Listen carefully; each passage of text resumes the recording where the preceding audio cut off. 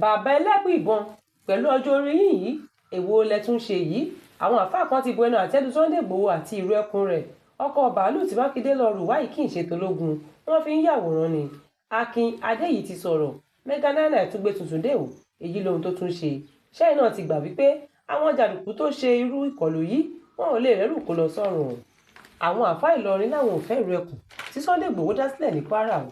Ó ní ṣáájú ni olóyè Sunday Igboho àti àwọn ẹ̀mẹ̀wà rẹ̀ ti lọ sí ìpínlẹ̀ ọ̀hún láti lọ ṣe ìfilọ́lẹ̀ ẹgbẹ́ wọn lọ́nà àti kojú àwọn agbésùmọ̀mí tí wọ́n yọ ìpínlẹ̀ ọ̀hún lẹ́nu.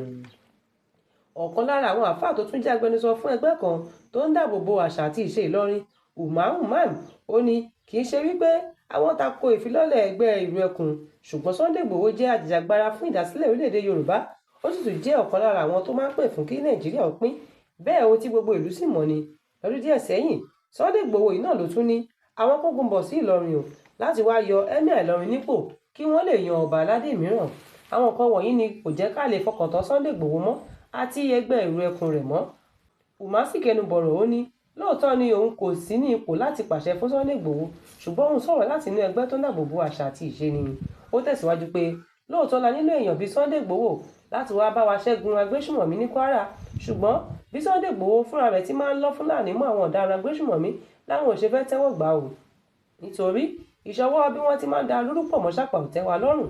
Ẹnikẹ́ni tí wọ́n bá sì ti gbámú gẹ́gẹ́ bí ọ̀daràn, òun náà ni ó yẹ kí wọ́n máa fìyà tó tọ́ jẹ, kì í ṣe wípé kí wọ́n máa da ẹyẹlé pọ̀ mọ́ adìyẹ rárá. Àwọn ò fẹ́, a ò sì fẹ́ rògbòdìyàn ní ìpínlẹ̀ Kwara mọ́. Ó ṣẹlẹ̀ ni pé à ń gbọ́ àwọn ọ̀rọ̀ kan, wọ́n ní Ìlọrin, wọ́n ní wọn ò fara mọ́ ẹ̀ṣọ́ aláàbò ìró ẹkùn tí Sunday Igboho fẹ́ gbé wá. Kí la lè sọ lórí rẹ̀? Àkọ́kọ́ ni pé mi ò lágbára láti gbẹnusọ fún Ìlọrin. Bàbá ọba Ìlọrin àbáwọn tí wọ́n bá yàn, àwọn ni wọ́n ní agbára. Àmọ́ gẹ́gẹ́ bí foundation ti tiwa tó ṣe pé àṣà àti àládà Ìlọrin náà là á fẹ́ máa protect lọ́dọ̀ títí wa, àwa náà faramọ́, a sì padà gbé jáde láìpẹ́ pé faramọ́. And then yes sir. Okay.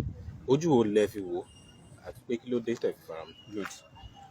Ojú tí àwa fi wò àkọ́kọ́ ni wípé ẹni tó dá ìró ẹkùn lẹ̀, ẹni tí gbogbo ayé mọ̀ pé divisionist ni, ẹni tí tó sà ń sọ̀rọ̀ nípa bí ó sì kọ́ Nàìjíríà, òun ló ń champion Yorùbá nation. Gbogbo ayé ti mọ̀ yẹn, it's no more a secret pé Sunday Igboho òun ló ń champion Yorùbá nation.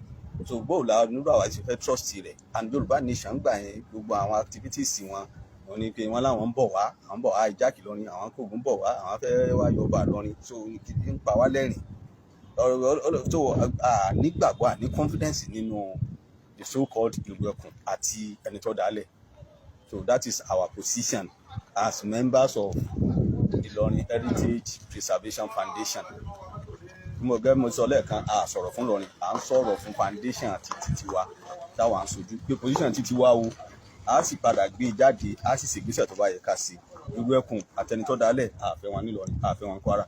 Nígbà tó jẹ́ pé ó ti wá Sunday ti tó pé Ìlọrin gan-an ti ṣe ìfilọ́lẹ̀ rẹ̀ báyìí ńkọ́?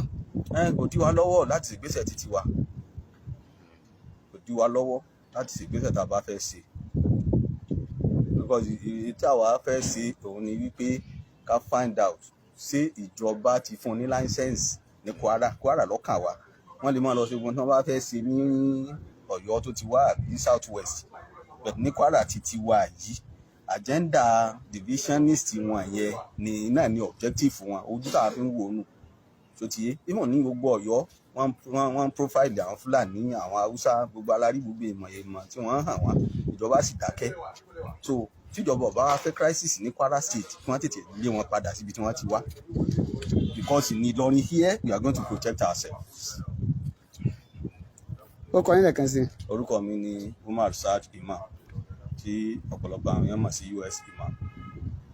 Tẹ́ ẹ gbẹnusọ fún? Tá à ń gbẹnusọ fún Ìlọrin Heritage Preservation Foundation. Akin Adéyìí tó jẹ́ onímọ̀ nípa ọ̀rọ̀ ètò ààbò ti bu ẹnu àtẹ́ lu ọkọ̀ bàálù èyí tí Ṣèyí Mákindé lọ rù wá. Ọ̀gbẹ́ni Adéyìí jẹ́ ẹni tó ti ṣiṣẹ́ pẹ̀lú àjọ ọ̀tẹlẹ̀múyẹ́ DSS rí. Ó sì ṣàlàyé wípé kì í ṣe irú bàálù táwọn ẹ̀ṣọ́ elétò ààbò máa ń lò nìyí o. nítorí kò ní ipa gidi kan tó fẹ́ kó nínú gbogbo ohun tó wà nílẹ̀ yìí àti pé bàálù náà kò lè wúlò fún ìgbógun ti àwọn ọ̀daràn rárá.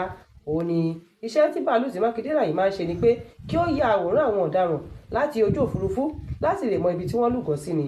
Kódà ẹ̀rọ drone táwọn ẹ̀ṣọ́ elétò ààbò máa ń lò náà lè wúlò fún àwọn nǹkan yìí. Ó sì yẹ kí Ṣèyí Mákindé ó jíròrò pẹ̀lú àwọn akọ́ṣẹ́mọṣẹ́ lórí ètò ààbò kí ó lè mọ́rù bàálù tó fẹ́ lọ gbé wa. Èyí ni àwọn ọ̀rọ̀ tí Akin Adé yìí fi lélẹ̀ lórí ọkọ̀ bàálù tí Mákindé lọ gbé wá o. Ẹ bá wa kí bàbá Elébùbọn àti Mega 99 kú oríire o. Ire náà àkárí láṣẹ Èdùmàrè. Láìpẹ́ ni bàbá Elébùbọn gbé fọ́nrán ilé rẹ̀ jáde lórí ayélujára o. Ilé náà jẹ́ ilé àwòṣífìlà tí kò sì sí arúgbó tó ti kọ́rù rẹ̀ rí o. Àwọn ìlú sì ti fi àtẹ̀jíṣẹ́ wọn ránṣẹ́ sí bàbá náà láti lè fi ìdùnnú wọn hàn lórí àṣeyọrí ilé ọ̀hún. Bẹ́ẹ̀ náà ni gbajúmọ̀ olórin ẹ̀mí ni Prince Abel Dosùnmú tí gbogbo ayé mọ̀ sí Mega 99 náà kọ́lé olówó ńlá. Èyí ni àwọn àmúyẹ tó ṣe é fi yangàn láwùjọ. Ilé náà atura fún àwọn méjèèjì láṣẹ Ìdùmarè. Àwọn jàǹdùkú yóò mà ní rẹ́rù kó lọ sọ́run. Ohun tó ṣẹlẹ̀ kò ṣẹ̀yìn bí àwọn ẹgbẹ́ agbébọn ti pa ọmọ ẹgbẹ́ alága Miyetti Allah méjì, wọ́n sì tún dún màálù 40 lọ́rùn nípínlẹ̀ Enugu. Inú ìbànújẹ́ ni àwọn Fúlàní darandaran náà wà báyìí látàrí ìkọlù táwọn kinní yìí ṣe fún wọn. A gbọ́ pé àwọn jàǹdùkú ọ̀hún pa ọmọ alága Alhaji Haruna méjì tí wọ́n sì tún dún màálù 40 pẹ̀lú ní ìjọba ìbílẹ̀ Ezeagu ní ìpínlẹ̀ Enugu. Àwọn ọmọ rẹ̀ méjì tí wọ́n pa ọ̀hún ni Amadu àti Umaru táwọn màálù bíi 40 náà sì bá ìkọlù náà lọ. Fún àkọ́tún ìròyìn ẹ tẹ̀lé wa lórí ìkànnì Yorùbá Space TV lórí ayélujára Facebook àti YouTube. Tèmítọ́pẹ́ Àzánà ìjábọ̀ ròyìn sí ìgbọ́ yín.